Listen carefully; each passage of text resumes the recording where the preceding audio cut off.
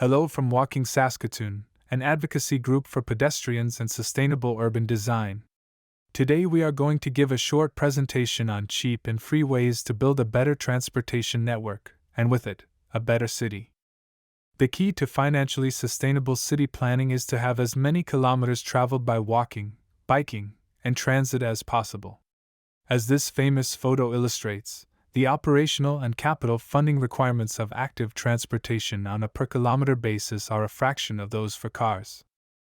Given this, a great cost-saving measure is for the city to prioritize neighborhood development where active transportation and transit connections already exist.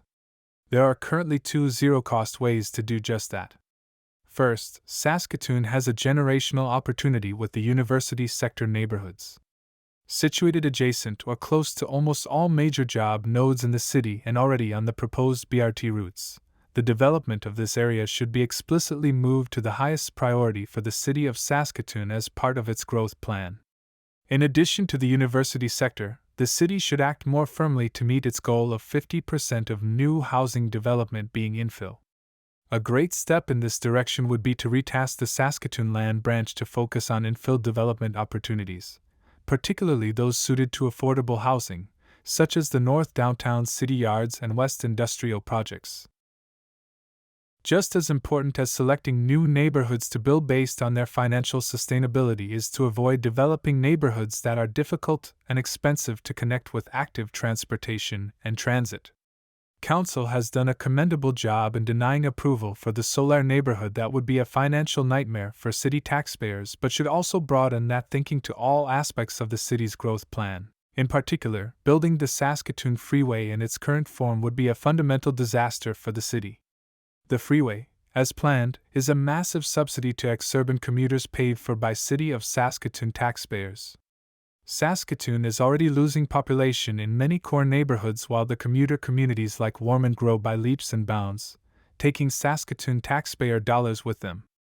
The development model of building extensive ring roads around the traditional city core is not new in North America. It was common in the mid-20th century in American cities like Detroit, Rochester, and Baltimore. Massive freeway systems encircled those cities, providing a taxpayer subsidy for residents to leave for exurban communities with cheaper land.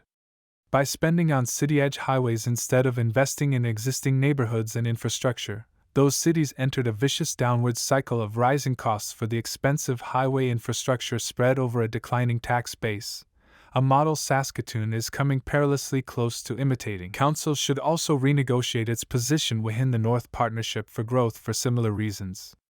Saskatoon alone bears costs like dedicated policing, MVA maintenance, and social housing while Cormorant Park residents with million-dollar properties in neighborhoods like Greenbrier live directly on the edge of the city while paying nothing in Saskatoon property tax.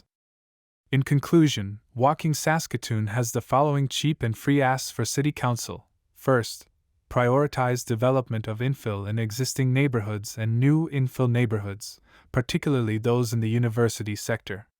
This doesn't involve setting empty mandates, but explicitly promoting the university sector neighborhoods in the growth plan and retasking the land branch to focus on infill. Second, reconsider participation in the Saskatoon Freeway project and negotiate a new regional planning process that recognizes Saskatoon's priority need for revenue and development control within the region. Third, continue to fund the Active Transportation Plan implementation budget, line item P.02468, at an inflation-adjusted level, in particular raising the 2025 expenditure to its 2024 level, and also maintaining the MVA's inflation-adjusted funding. Thanks to Council for your time and service.